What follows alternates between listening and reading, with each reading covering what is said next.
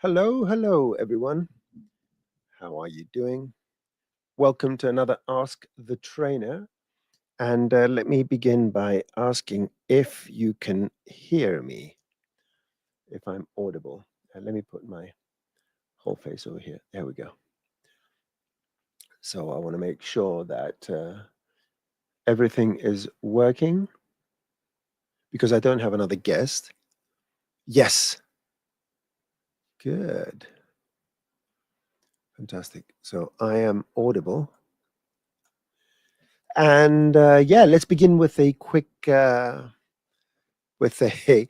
quick housekeeping. Go through the usual. There we go. So I'm going to paste some links in the chat. Go to the comments and just use this link for the Ask the Trainer show, and it will take you to this page. Will allow you to click some links and go to the Maxon events page, University, sign up to the newsletter, and watch the training team YouTube channel. And of course, ask your questions. As far as events, the events page has a lot of interesting stuff. Don't forget the special one that's really close to my heart is the last of the series that we're doing with Dominic Rockley. Although it's the last for this particular series, we'll make sure that Dominic and you will be reconnected. So don't forget to watch us on February the 10th. As far as the videos, we can watch them live on the Maxon and the Maxon Training Team YouTube channel. But if you want to watch them recorded with timestamps and comments kindly provided by our very good friend and mentor, Dr. Sassy, please go to the Maxon Training Team because they're not hosted on the Maxon YouTube channel. Of course, go grab your iPad or your PC or your tablet and download ZBrush and go to the Maxon ZBrush YouTube channel and learn how to use this absolutely amazing sculpting and more software. And finally, go to University, where, in case you didn't know, we published a few days ago the first batch of tutorials about nodes. And most of them are dealing with the particle nodes modifier. But I am going into other setups as well. And there are more coming. So I've already recorded another 3, and we're going to put them out in various batches. And yeah, that's all with the housekeeping. Nodes. Yeah, don't forget that any files associated with these tutorials, you'll find them in the relevant links. So when you click on the tutorial, you can go down here. It says project files, and you will download the project files for each and every one of these. So even if you don't want to set them up, you have some starting point. So yeah.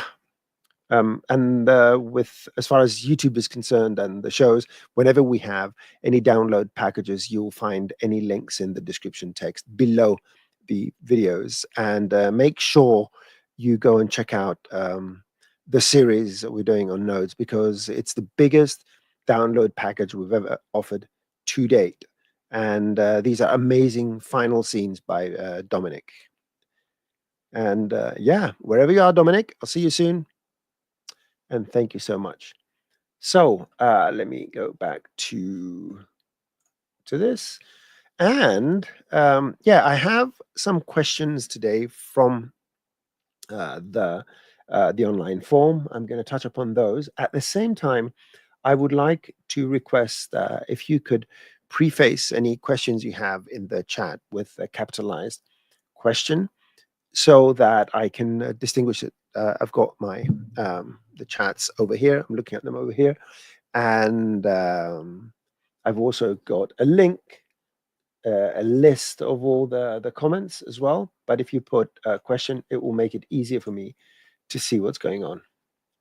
Excellent. So post any questions you have, and let me get to my little spreadsheet so I can touch upon some of these questions. I can't get to all of them, I'll get to as many as I can. I'm going to switch to this layout here. Okay. Let's see. Now this one, it's interesting.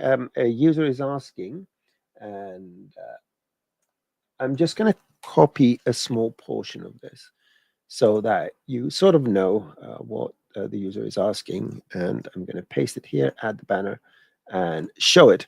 I'm trying to limit the size of text with regards to bounding box. Now, the particular request has to do with something that recording software does sometimes. I use Camtasia, and Camtasia has, as well as other titling software. When you write too much, the letters start becoming they start becoming smaller, so they fit the bounding box. Now, in order that is the whole request by this question, and in order to do that, that would require quite a bit of work to do calculations. What I thought I would do, which may be interesting, is I put together a nodes setup, and what this does here, I can get rid of my work plane. And I see, oh, maybe these files, I'll find a way to allow them for download, okay? So here is just a text spline. The whole thing is that you write some text, whatever text you write. So text hello. And this generates using a rectangle, which we've linked here. It just takes the text itself and it fits it here, which means that if I change this, it will just fit everything in here. Now, of course, it's not what the user asked, but it's a good example of what could be done. So let me give you a quick overview of this. And this is just an extrude. We're just extruding that text. And if you find things like these interesting, these can become tutorials. I mean, why not? I can make an actual tutorial of this, but I'm just going to give you a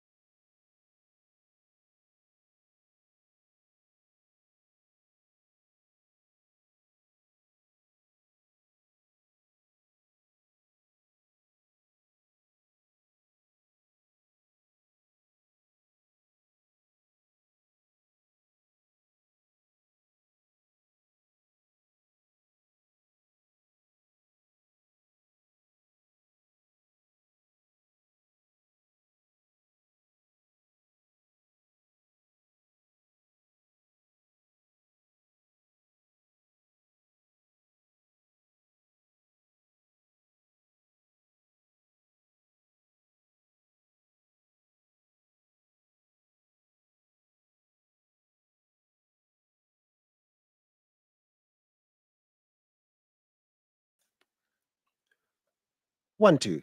Can you hear me? Let's see if this is working now.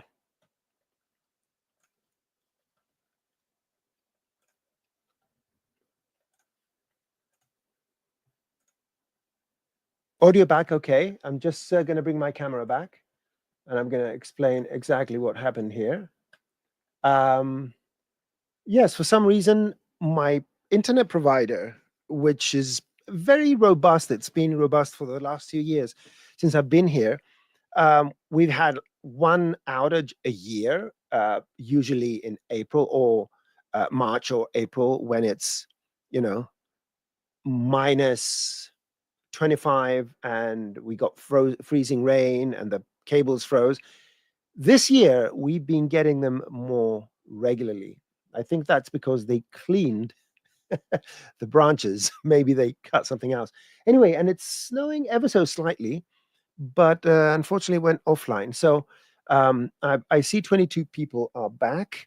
So I want to share my screen one more time. So sorry for this, but I do appreciate you not leaving. So let's go and select the appropriate screen, and there we go. Boo, boo, boo, boo. There I am. Okay. So everyone's back. Maybe you took a break, but if this happens again, I'm going to try and come online, whether it's through my actual internet connection or through my cell, at least to inform you. But I will never, ever just abandon you. Okay, remember that. I'll always find a way to let you know what's going on. Excellent. So you can see me. Go birds. Yeah. So let's see where we are now. This setup, I like to put on my own notes up here and select this. So what I've done, what I was saying, I don't know where the internet connection totally failed. Let me repeat this. So we have this node spline, which you can find if you go to nodes and as a construction and pick up node spline from here and so forth. Now, by definition, it's blue, but if you add some inputs, it becomes green because it considers itself a generator. So what I've done here is you go here to the left and you right click and you add an input. And I've added the first input as a child, which is the text. And the second input, I've added it as a link. And the reason is because I want to see it and I don't want to do any gerrymandering with my geometry here. I've just got it as an external object. The link is exactly the same thing as you would if you had a connect object. So the connect object, you can put things as children of the connect, but it also has this link here where you can drag an object and it will connect it up. So this is a link connection. And what I'm doing from these two objects, so I've named this text and I've named this bounding box spline. I'm getting the geometry, which is pretty much the tessellated spline. So the result of what comes through the adaptive subdivision and all that. So it treats this geometry as a series of lines. And I'm using this node here, which is called geometry resize.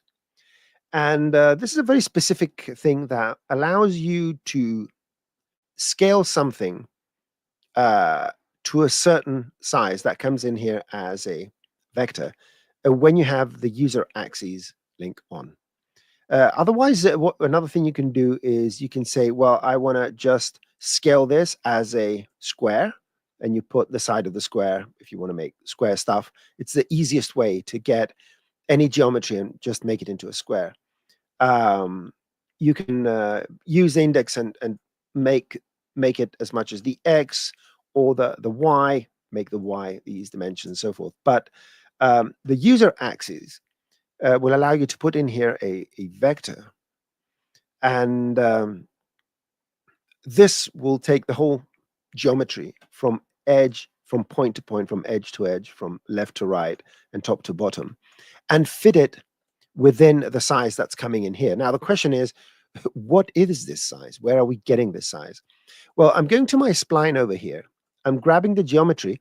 One thing you'll see from the tutorials is that when we get the geometry, we also use a transform geometry with the incoming matrix, so that if I move this around, if I move it left and right, that transformation is going to come in here.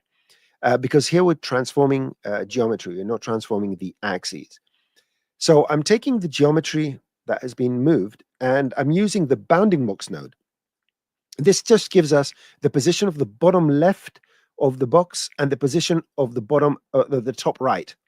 And if it's a three-dimensional object, this is a vector that has x, y, z for the bottom left front, and the max is the top right furthest from in the z. But if we subtract these two, the minimum and the maximum, we actually get a dimension for the height and the width, which is exactly what this does. Now, I have to be honest, it took me 5 minutes to figure this out. I was trying with other nodes, get this and get X and Y and Z and all that. I said, wait a minute. If you subtract two vectors, the extreme, so the one on the bottom left, for example, one top right, it will give you the horizontal and the vertical and the depth dimensions. You get those automatically. So I'm just feeding that in the geometry size, okay?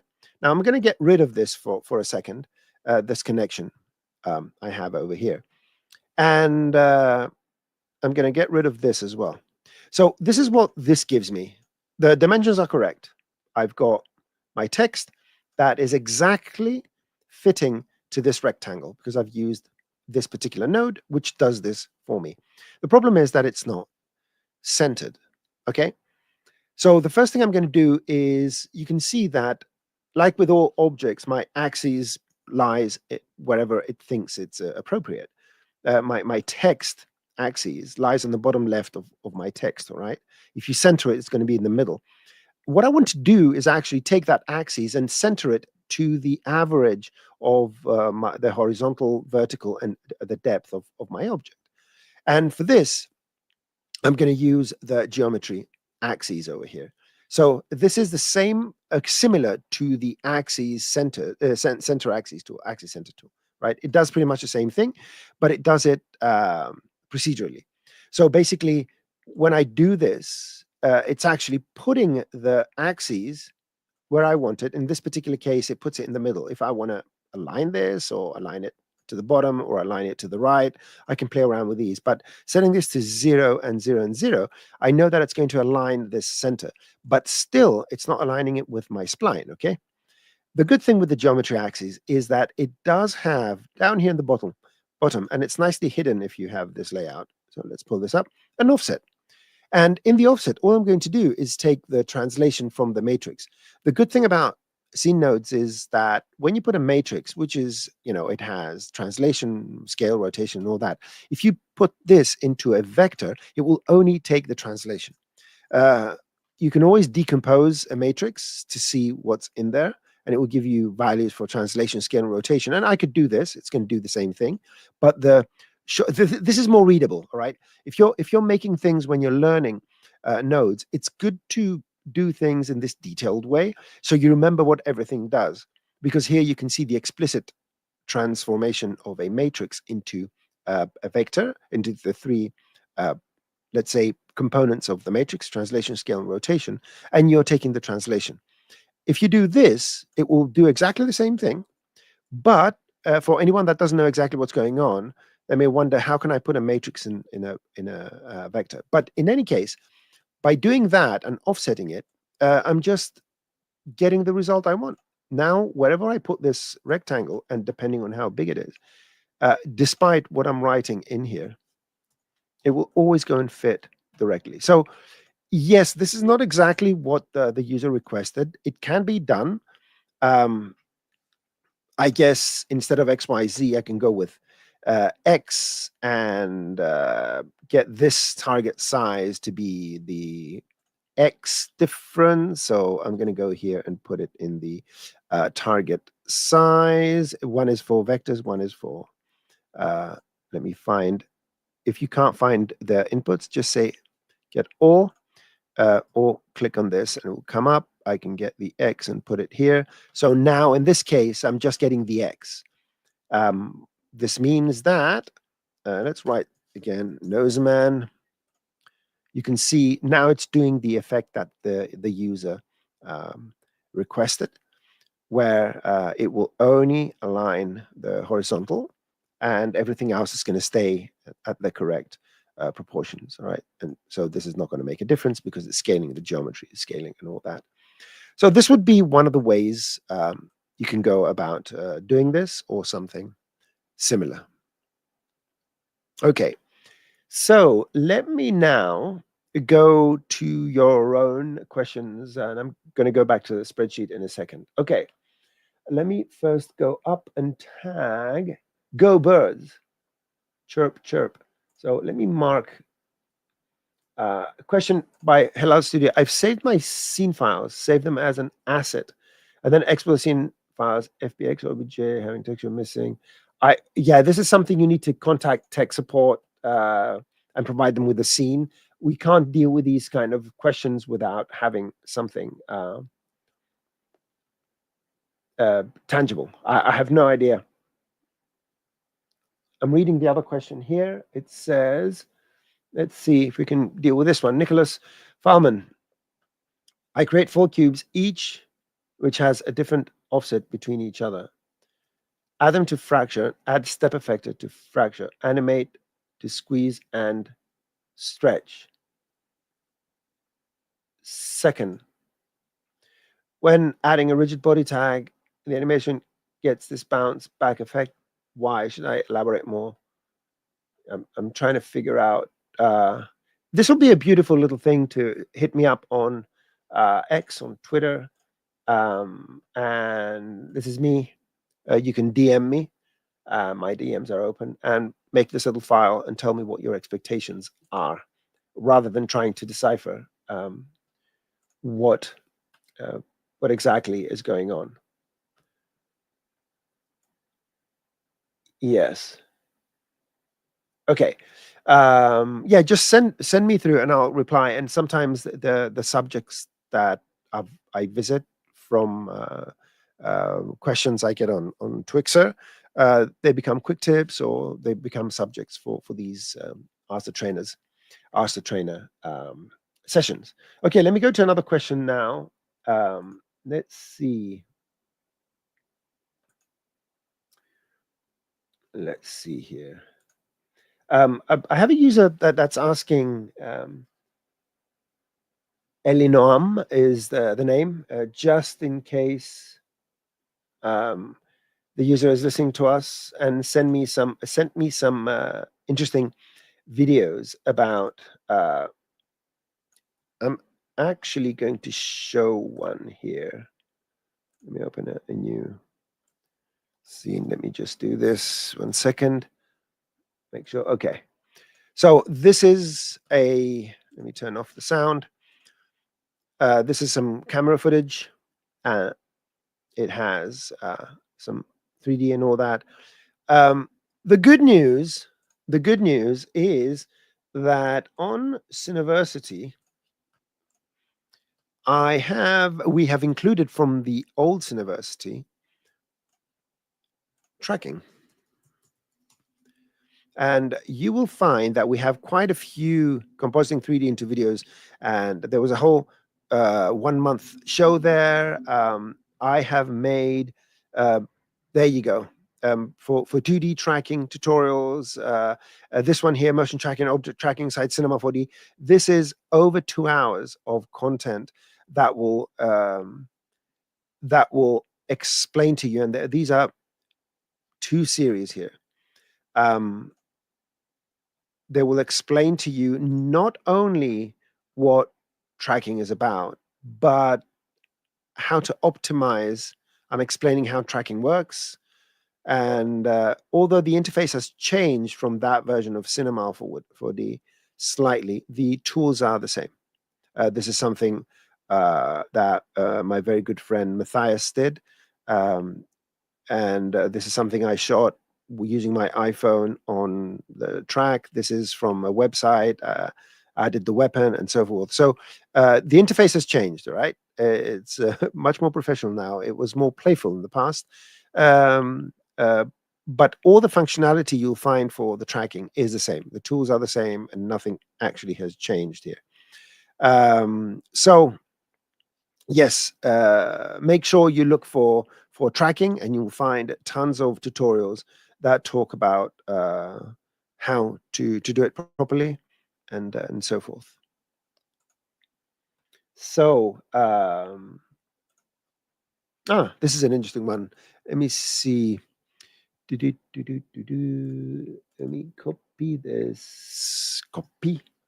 And let me go to the banners, and let me edit this banner and paste it here. And whatever shows up. How can I rotate and move Maxon noises inside of a Redshift material? The projection type of the material tag doesn't affect the orientation of the noise. I've tried UV projection and so forth. So yeah, this is a bit of a, it's funny. This was requested quite recently. And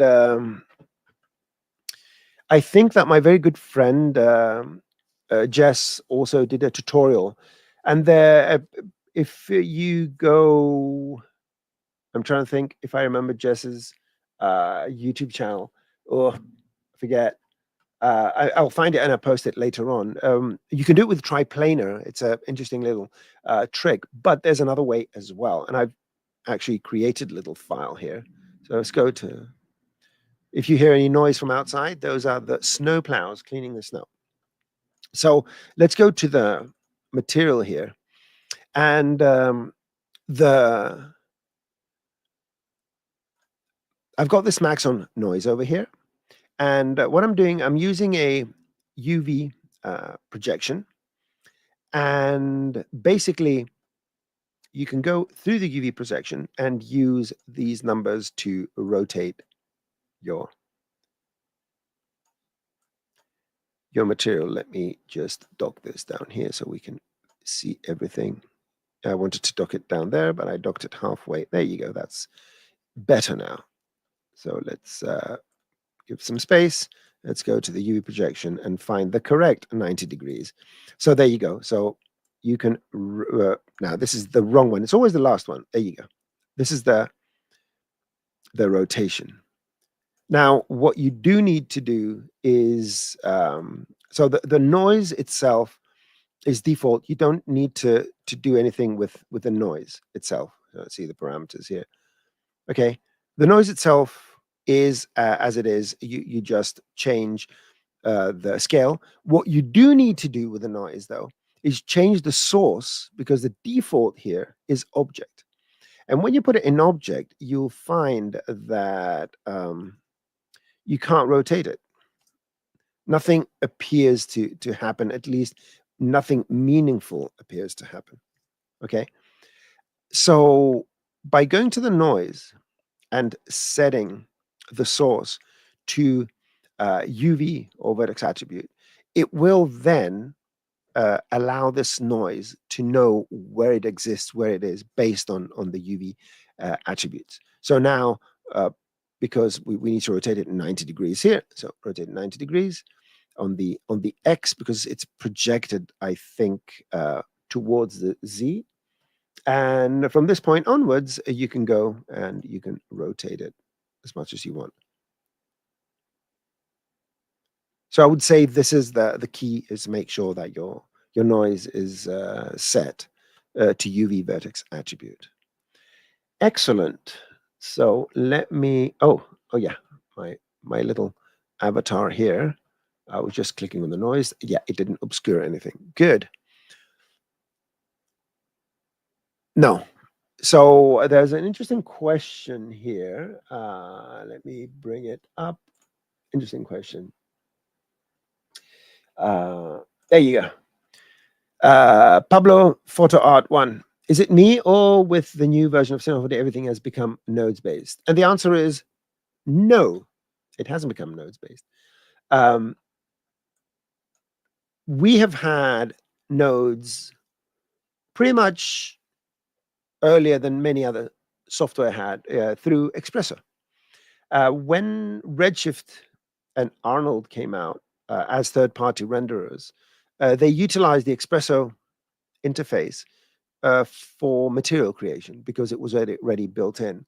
But then Maxon started developing their own material nodes system, which, although it never found maturity because Maxon and Redshift joined forces. So Redshift became the platform. But then we just migrated the Espresso nodes to work in the more modern node system over here. And I think we're at that point now where we have nearly 100% parity other than the object attributes bringing positions and so forth. So everything else is exactly as everyone remembers it. Nothing has changed in terms of the way Cinema 4D is set up with generators, deformers, and so forth. But we have added more functionality in terms of nodes. But under no circumstances, everything has become nodes-based. You can even do Redshift without even touching nodes. So you could go here and grab the material, and you can see here various the main parameters of your material. Now, if you do want to go and if you go here with where it says color, you will see the noise parameters. If you click on this, you will see the noise settings. So even if you don't want to do intricate things, you don't need to go into nodes. You can have everything stacked over here. So yeah, nodes are very useful when you are thinking more in data, how data flows, but nothing has been replaced by nodes in Cinema 4D. Only things have been enhanced using nodes in some things. Okay, let's go up and find some questions. You're not adding question. Losing who's adding questions. Okay, let's go. Can we use a drive tag to make loop animation without using a formula field? It depends what you're trying to loop. Yeah, there are certain built-in loops, but it depends on what you're trying to loop. How to get motion blur redshift when creating trails from Cinema 4D particle systems? Motion blur requires things to be moving. When you say motion blur in Redshift when creating trails, do you mean the splines to have motion blur? I assume that's what you mean. Directly, that will not be possible because when you have a tracer, if you're using a tracer to create trails, the tracer, interesting. I want to see what the points are doing. Right, let's test this out. Let's go and create a basic emitter that spits out two particles, right? We've got two particles here. I said shoot, not two frames. I'm putting numbers in the wrong fields. Create two particles. There we go. We have these two particles. Zoom in. Let's take this and let's go to MoGraph and add a tracer. Let's go from end and set this to 15 frames with a spread of 5. So now we get these two splines. So I guess if I understood the question, you want these to have motion blur. That's an interesting one. Because if their point order changes, you can't have motion blur. So let's get a turbulence. And let's set this, just make them go in a bit stranger directions. Okay. So I'm going to go here, right click and say can't state to object, advance one frame, go here, can't state to object. So I have these two splines here now, which represent the splines that were generated on one frame. And let's go and check out the point indices. Let's go to this one. So, and then this one. First of all, the splines are going in the opposite direction, but they seem to be holding on to the same point numbers, which tells me that we should have some sort of stability here. So Let me think what we can do to test this. Let's make them really fast. And let's go with 10 frames. And so rewind, press play. How are we going to see the motion blur, though? Now I need to make them shorter, to make them 2 frames long. Okay. And let's go render this. I have no idea. I have no, if this is the question. I don't even know if the question is correct. So let's go here, curve, I don't know, cylinders. That will be a good idea because we're rendering trails. Redshift. Let me just do this. We can see the lines. And now let's go and render this frame. Let's go advanced, motion blur, deformation and everything. And movie 360. And let's see what's going to happen here. Boom. Are you going to render or are you...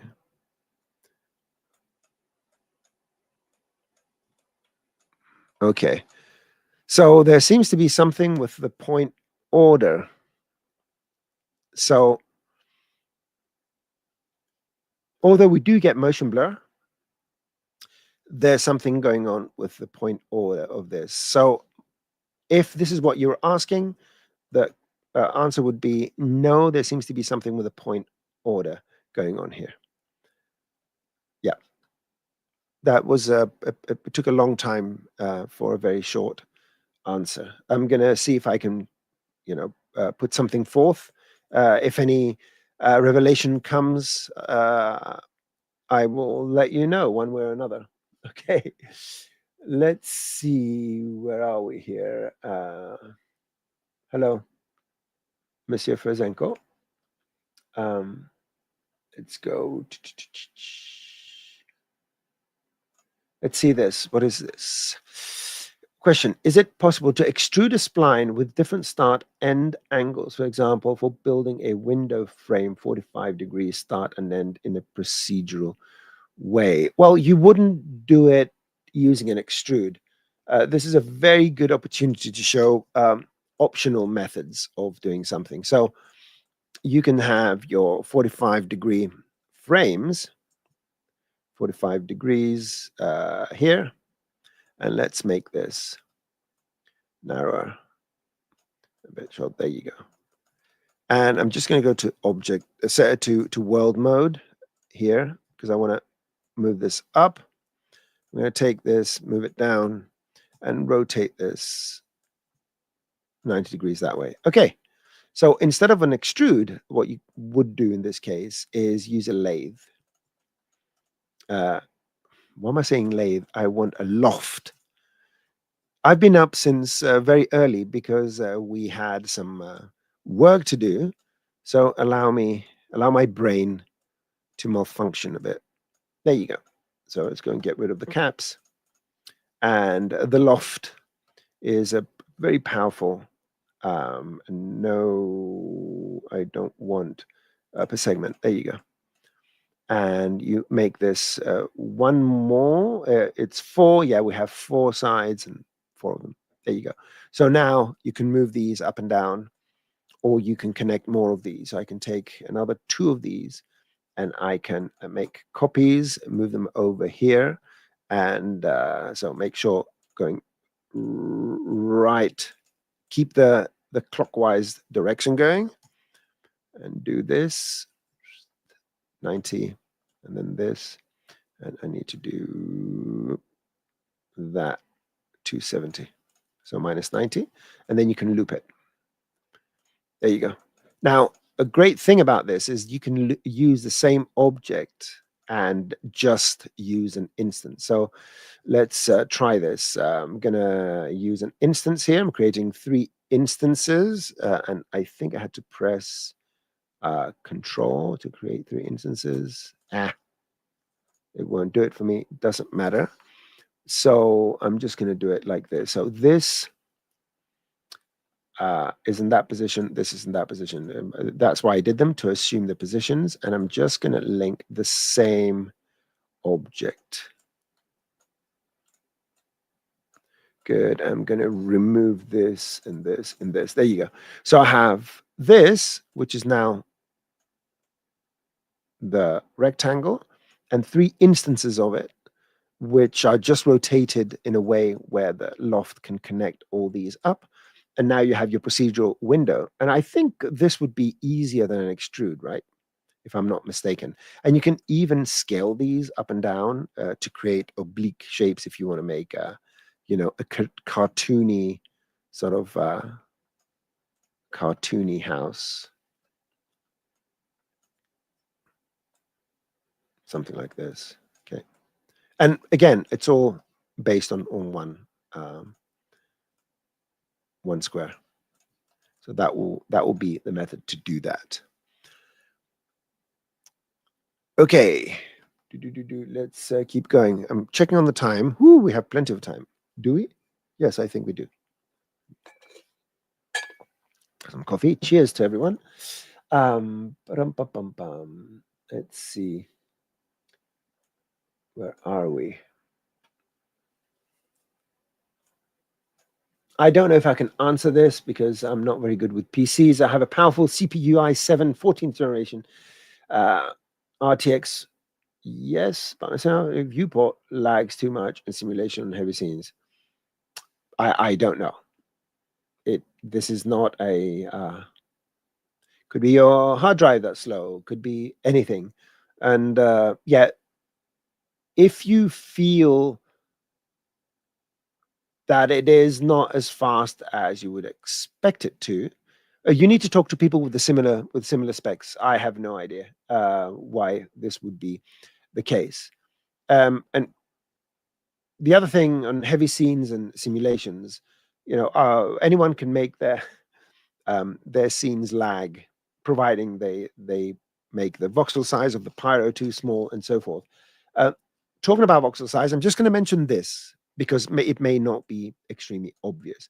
Let's assume I have a simple pyramid. There you go. And I'm going to make it small as well. And there you go. Fantastic. So here's a little fire. Now, we are tempted sometimes to say, you know something, I want it to have double, right? This is wrong what I'm going to say, but in our minds we say, I want it to have double the resolution. So we go here and say, I'm going to make this, 2.5. Okay, this is not double. Okay, when you take a cube, because that's what a voxel is, and you divide it by 2 in all sides, so this would be 100 by 100 by 100. Yeah, I'm saying 100. I'm typing 400. I'm telling you, my brain today is not. And this was, what was this? It was 200, 200, and 200. There we go. If you take this and you want to put together that, you need to take 8 of these. 1, 2, 3, 4, 8. So because it's in 3 dimensions, anything you do, it's in the power of 3. So if you halve your voxel size, if you halve it, you are making it occupy 8 times more RAM. All right, so remember this, it's 5. If you make it 1, that means you have 5 times 5 times 5. And that is 125 times more RAM. Okay, so let's remember how much more RAM is required when we start making things. So depending, I just want to say that to make sure that we all know what can bloat our scene suddenly, and how much our RAM can hold, and so forth. Okay, let's keep going down. Let's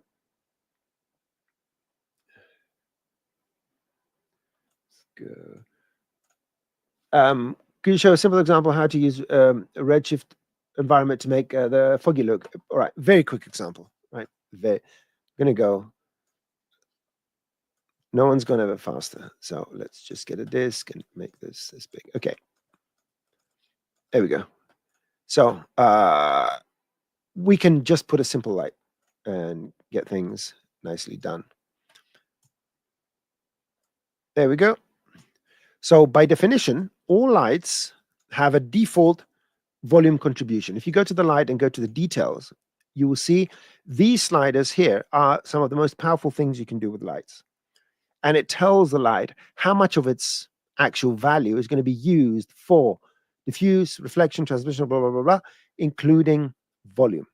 Now, the reason we're not getting a volumetric render here is that there is no medium.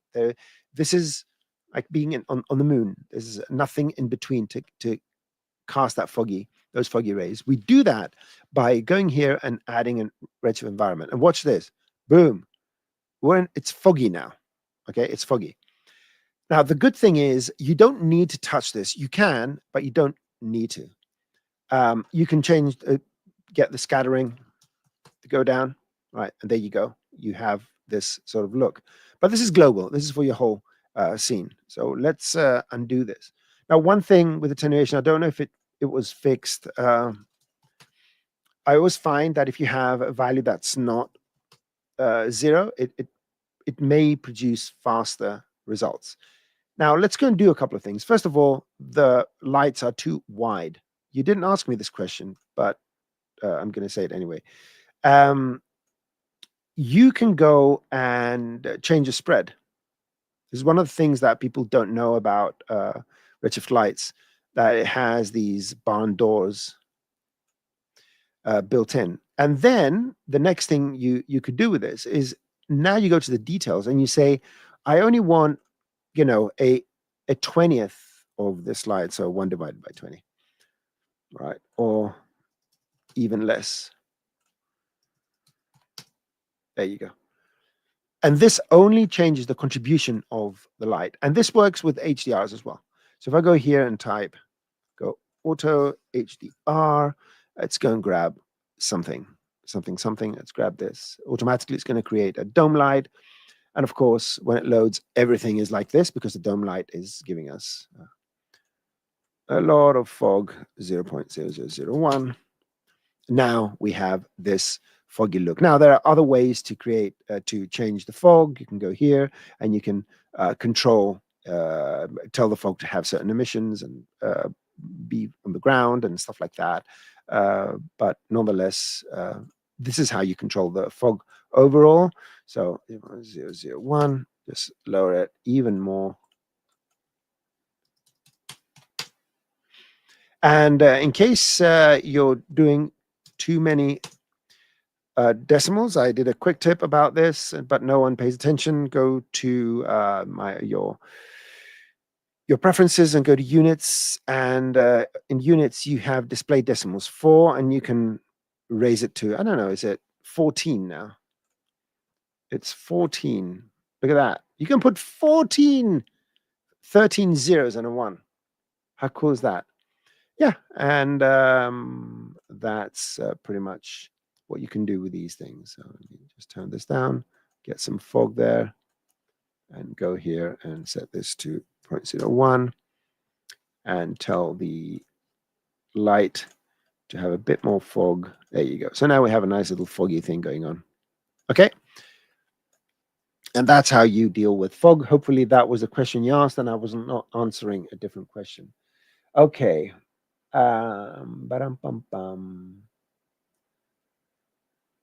Let's see. Add velocity simulation along the normal of the geometry. Let's see, what is this? Matteo. Hello. Hello. How can I emit Pyro Density from a geometry and add velocity to the simulation along the normal of the geometry? Oh, yeah, that's not hard. So let me start closing some of these. Boom, boom, boom. Let's do this. And let's go here. So The question is, I want to emit density. So let me control double click to do that. Right click and let's go Pyro emitter and get rid of temperature. Now, of course, we know density has some sort of little buoyancy. It's going upwards. But I want this to shoot outwards. If you go here into the velocity by definition is set to movement. What does this mean? This means that if I move this, the density is going to move with it. Okay, fantastic. So this is cool to do things like this. I grew up in the 80s and the 90s, so I have the privilege of doing those kind of noises. But if you set this to set absolute velocity, what you can do is you can set it in a certain direction. You need, wait. What am I saying here? This is absolute velocity based on the, yes, you said normal position. See, that was a trick. The tricky part, I didn't, let's see. Normal direction. I had this question in the past. Did I say it's not possible? Oh, that's a good one. How do we do normal? Well, we can do it after the fact. Let me think. So the only thing I can think about right now is let's set this to default. Whatever. So, oops, default, right click, default, or no velocity at all. Yeah, I would go with the field force, drag the sphere in here. That will create, let's go from the surface, make sure the direction is set to normalized. And you can set absolute velocity, 500, and you are going to get the smoke going, but it's diffusing as well. So let's do 50. So this is going in that direction. Yeah, either I'm totally forgetting something that I shouldn't have forgotten. Yes, this is an interesting one. So let me, I need to ask around for this. But since we're still here, let me go to the density and get rid of the dissipation. I want to see if this is going to be flying out. Yep, it will continue flying out, especially if I don't dissipate. Force. There you go, invert direction. That was the problem. It was getting sucked in. No.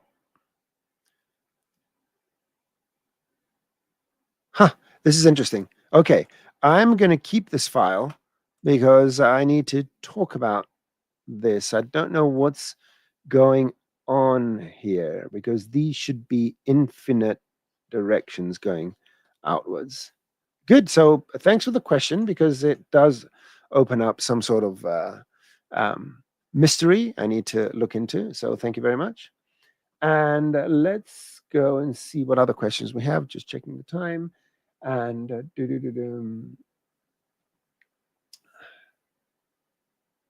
Marco's here. Hello, Marco. Artifacts or some of the trails appearing from the emitter as very frustrating on the recent project. I would assume this is about the trails, right? Again, contact me if you have a scene simplified, and this applies to everyone.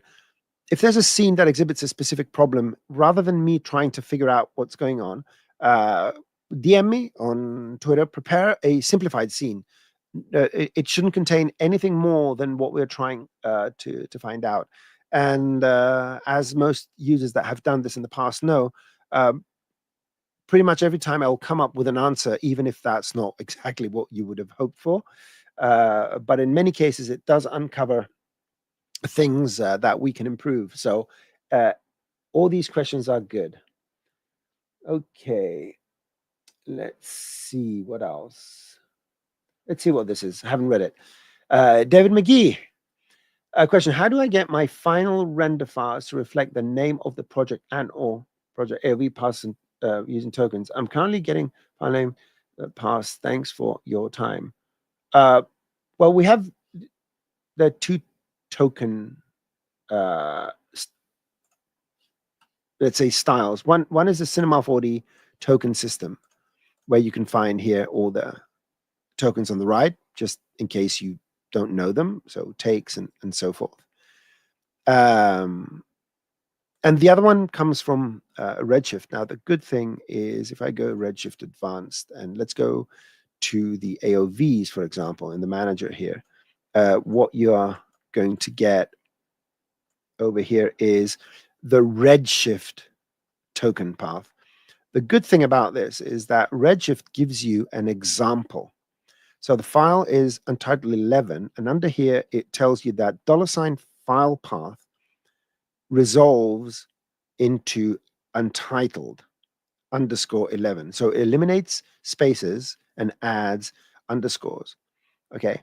And file name and pass, and it automatically adds the numbering.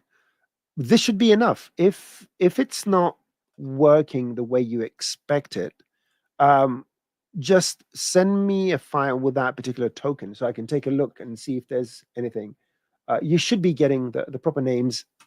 And again, you should be able to see here the example. Look, it's even on frame 77, and it gives you here number 77. If I move this, that number changes, right? You can add the beginning a Noseman, and it will put Noseman untitled. And if you put a space, it'll put a space. If you put an underscore, it will put an underscore. So if you're doing multipass outputs, you will see it here. Otherwise, just go and use Cinema 4D's outputs. Okay. Let's see. Want to make a radio wave animation loop. Let's see if we can do this. Okay, let's say we want to make a radio wave animation loop using a field driver tag, but I want to be very specific on time of the loop. A radio wave animation. I mean, there are many ways you can do radio waves animations. So I'm going to use a disk. And let me just, I'm going to use a plane effector and go to the former points, offset the normal direction, which is a Z.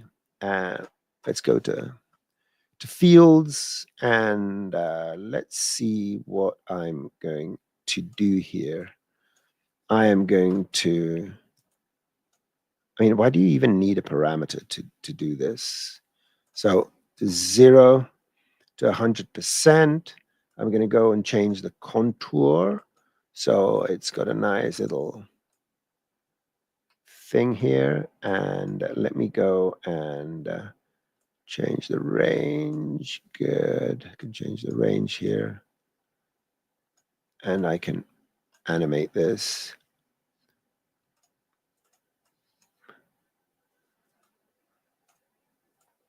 So I know this is not exactly what you wanted, but it's an example of how you can begin. Maybe I need to go like this to make it a bit more interesting. I can go and change the parameter here, and so on and so forth. Where am I here? So I'm doing this. Maybe I can get an extra spherical on top and sort of multiply it. Multiply it and inside and outside, so it sort of fades out. I can go and add a sort of a delay and add a little springy motion. It will create more springiness, and let me go and make it faster here. Go over here, and go down here and make this shorter. This will tell it how many frames it will loop this particular animation. So something like this, I would guess. Oh man, I forgot the banner up. How much did we lose here? Rats, I forgot the banner. So basically, oh, these were visible, I think. Were they visible? No, they were not visible. So, sorry about that. So basically what I did here is I took the plane effector, I put one spherical field, it's the opposite. Let's go here and get rid of this one. And in this spherical field here, in this one here, I went and I added a curve remapping. Normally it's like this, but I went and added a curve, and I made this curve sort of a camel hump here. And you go down here and you say spline animation speed, where basically it tells you how many frames to loop. I increased this to loop them and create these different waves. And then on top, I just masked it with another spherical field and multiplied it, because by multiplying the values, we get max, which is 1, multiplied over here with 0, so it sort of tapers out, and a little delay to add a secondary sort of motion, or not that it's necessary, but just for the fun of it. You can add a noise and then the delay, which will make it a bit more fun. And just using the plane effector with a PZ value, because Z is the normal direction, to create this. And you know, it can take some a nice little smoothing, but for all intents and purposes, this will be a setup, a way to do this. Oh yeah, I think I've got my spring too much. Maybe I just need to smooth it out. So here, the radio waves. Excellent. Okie doke. Looping radio waves. And the trick is just to loop this down here. Spline animation speed. Okay.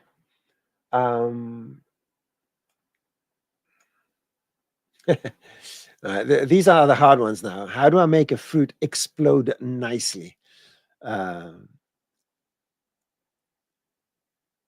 Yeah, it's a combination of many things. You will use cloth if you want it to tear nicely. What else can you use? You can have a couple of proxy objects inside that pushes the cloth out. Again, it's not one way. Maybe I can give you a couple of pointers. I don't know if this is going to fail, but hey, that's what we're here for. So let's get a sphere. We are here to fail spectacularly. Hexahedron will give you an object with quads. You can use icosahedron as well, depending how you want this to look. Let's do this. Let's right click and add a cloth. I'm going to add a cloth here. And do I want this to be a soft body? I don't think it will complain. I'm just going to make it a soft body, and I'm going to get rid of gravity, because I don't want this to be affected by gravity. So go to scene and remove gravity, and it should just sit there and do nothing. And what else can we do here? Now we do want to puncture it. All right, we do want to puncture it. And I guess let's begin by making a small sphere in here. Okay, making this a collider, because I'm going to sort of animate this and see what happens. It's probably going to fail, but again, that's what we're here for. So this is the arrow. An arrow. I didn't invent the arrow. Thank God for humanity. So I'm going to animate this so it goes from here to here pretty fast. And yeah, just move this here. So this is what this is going to do. It's going to go boing. Okay, so not bad. And let's go here and go to my surface and add some tearing. The tearing tells it, so in order to do good tearing, you need to allow for stretching, because the tear past is the amount each edge is going to stretch. And after that increase in amount from a certain, let me turn off the soft body, off, right, the soft body. What are those called? The come on, constraints, the soft body constraints. Those lines are called constraints, right? So when each and every one of the deformed polygons, the stretched polygons, stretches out, this edge stretches out more than whatever this value is here, 150%, then it's going to tear. But if you don't have any stretchiness, that won't happen. So let's allow this to stretch. And let's do this. Boom. Okay. So this will be sort of a beginning of what you're trying to do. Again, it's a beginning, and maybe you add your gravity later on. Let's add a gravity object, and let's see. Let's turn it off. Arrow, bonk, right? And then after frame 10, 15, I want this to turn on. So let's go to frame 12. Tell the gravity to be off. So enabled is off, keyframe. Next frame on keyframe. So it will puncture and then poof, it will fall. Something like that. Combining, I would say, combining your cloth with all sorts of other objects and stuff like that, you may get some sort of result, but there's no automatic way to get, fruit or something like that. These kind of organic things are extremely complex to do. Even if you use, very dedicated software that does these kind of very high-end simulations with a lot of code and stuff like that, it still needs an enormous amount of manual work and attention to detail for certain things. So there's no automatic way. You need to go on YouTube and find the slow-mo guys and see if they've exploded any slow motion fruit, and then try and decipher what the fruit does and try and replicate it. The biggest thing is reference for these kind of things. Okay.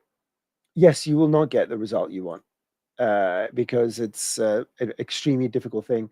I would not take a project to do that, to be honest with you. If it's an animation, if it's a still, it's a different story. You can sort of sculpt things in position with good reference. But for an animation, that's a very tall.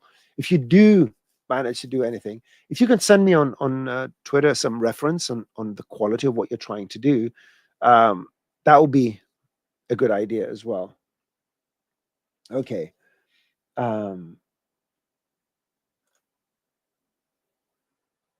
Users, I love your robot. How to use bend tool to bend in the middle of the object, just the correct axis and point. But this is something that a lot of people have trouble with. Don't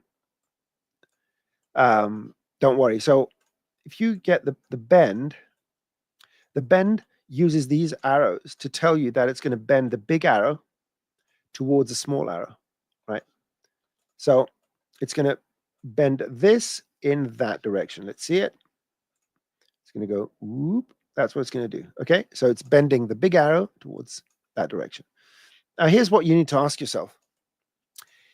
Bending this, and when we say this, in real life, it appears that if you grab something that's stuck to the surface and you move it that way, it's going to raise everything else. Here, we are talking about any points, because deformers just move points. They don't do anything else. They move points. The problem is that there are no points. If you go to the side view, there are no points this way and that way. There's nothing to move. What it is going to do is going to raise the whole thing, because all the points are receiving exactly the same value. Look at that. All these points are receiving exactly the same value. So it is bending. It is bending.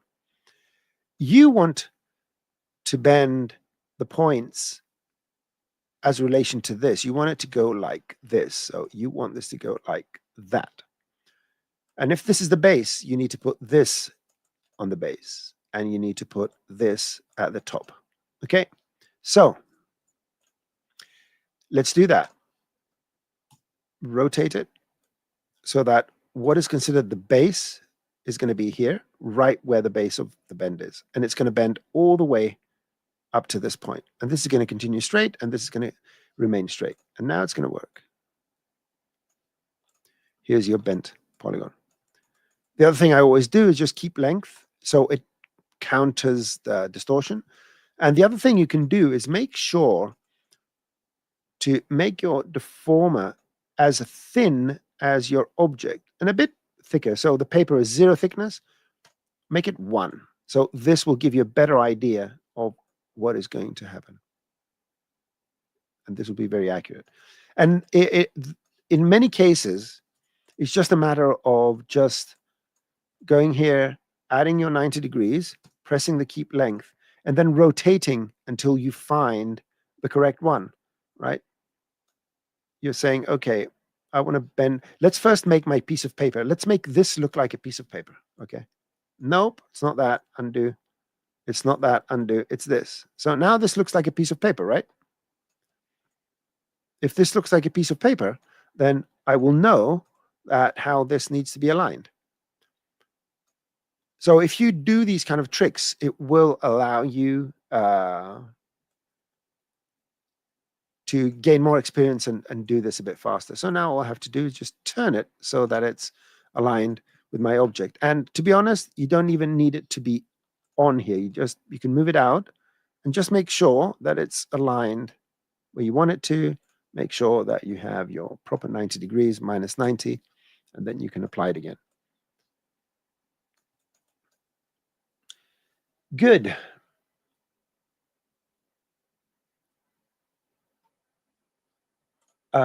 Color banding, where? Noise and comp. You will avoid color banding if you're working in high dynamic range. Unless you're saving your images in some sort of very low definition or low depth image, you shouldn't have banding. If there's a particular case where you get banding, although all your settings are correct, please let me know, because you shouldn't get banding. Banding only occurs when you're using a let's say a small pool of colors. Okay, let's go. TFD had a feature. It was easy. I want to remember what the question was. Yeah. There could be something, and it's totally. I'm totally missing it for some reason. Normal. I'm writing it down. Pyro. Probably something missing, and it's just for some reason I just can't remember it now. You're very welcome.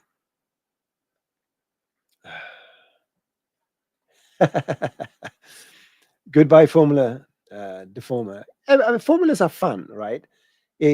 Formulas allow you to sharpen your brain as well. A lot of things you can apply using formulas. You can apply it using Espresso or scene nodes or all sorts of other things. So it's good to keep your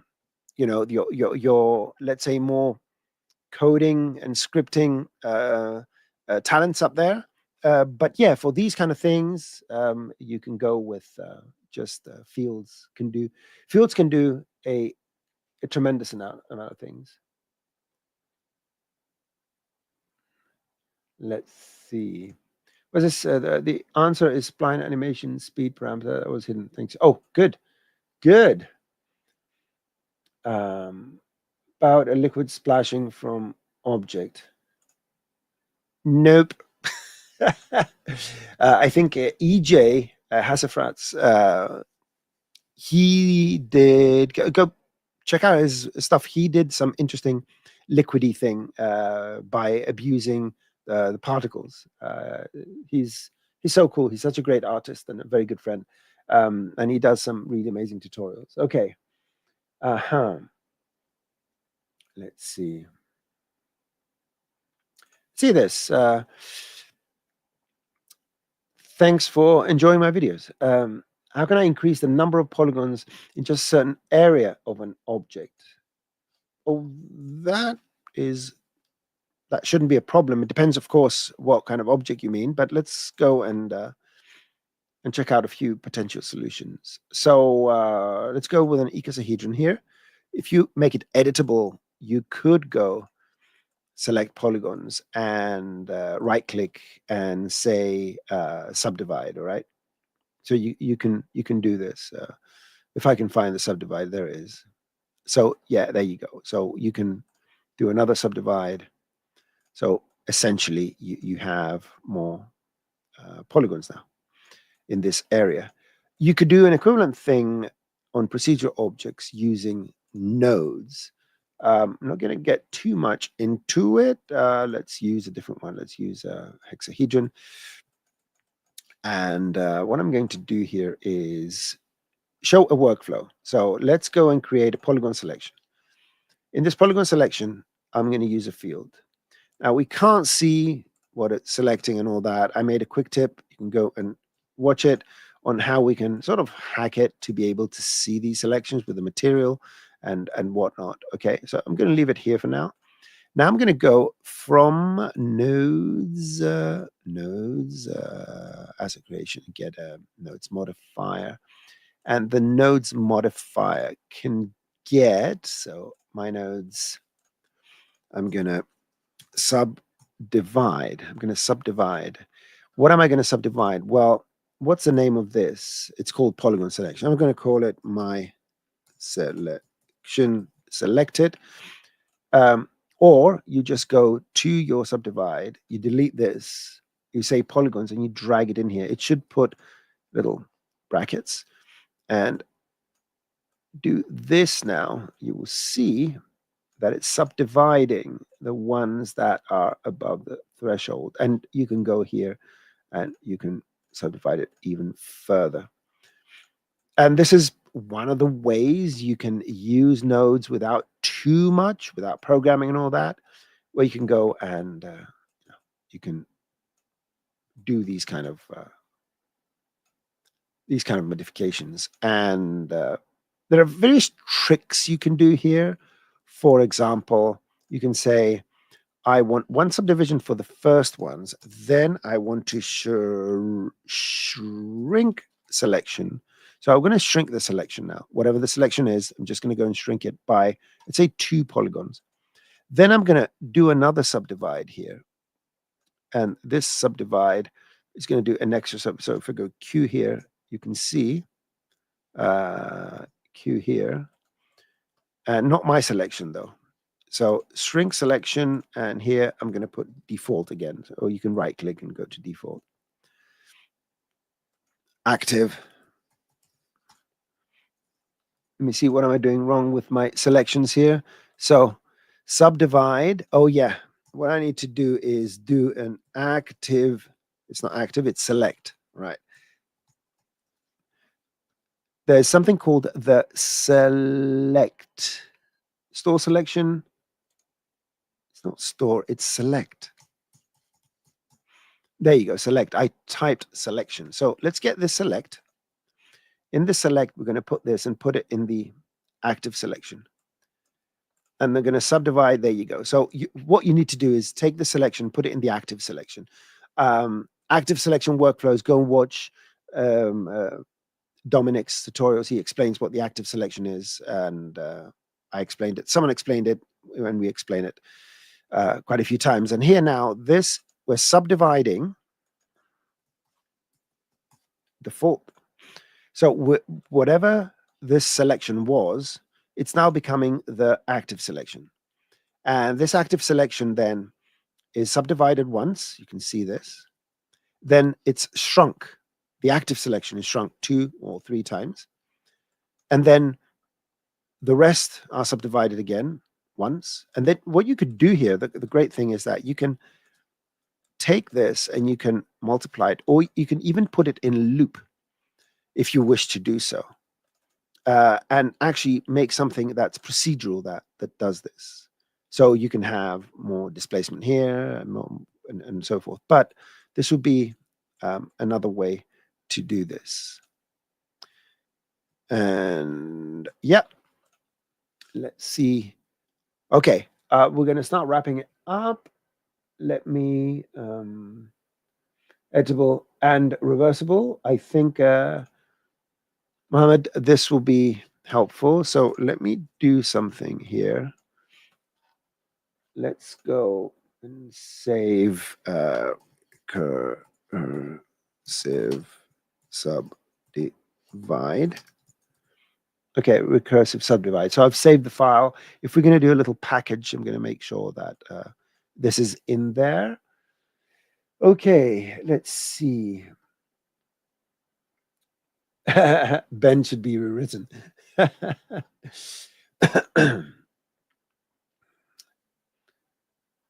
Yeah, we don't have, yeah, you have to set it up, grow flowers and grass organically. But there is, in case you didn't know, one of our developers did port, if you go in all and type Ivy, we have the Ivy generator here. So Ivy generator, and you can grow Ivy on an object. I haven't used it, so I don't know what's going to happen here. Density and get the cube. Okay. I may need to move the cube slightly. There you go. So the Ivy generator will generate Ivy, and you got all sorts of selections, and you can, get selections, branches, and leaves, and I think you can apply materials and all that. So it's not grass, but this is something someone did, just so that you know. It's in Cinema 4D. Okay. Nicholas, the only way to send me a file will be through Twitter X and DM me. I'm at NosemanGR. Let me put it up here. This is me at NosemanGR. Just DM me. If you don't have Twitter, maybe you can link a file, go through the... Oh, you can. Oh, if you can't, go through the online form that asks the question for ATT. Remind me that you asked the question and I asked you to send the file. And I'll get it in my spreadsheet and I'll deal with it in a couple of weeks in our next show. Okay. What else? Good. Well, it appears that everyone's happy, and I'm happy as well. And we are approaching the bottom of the hour. Sorry for not getting to all the questions, and maybe some of these questions were not answered the way you would have liked me to. But we always try to do our best. Thank you again for sitting around for over an hour and even weathering our little technical glitches. It was a pleasure answering your questions.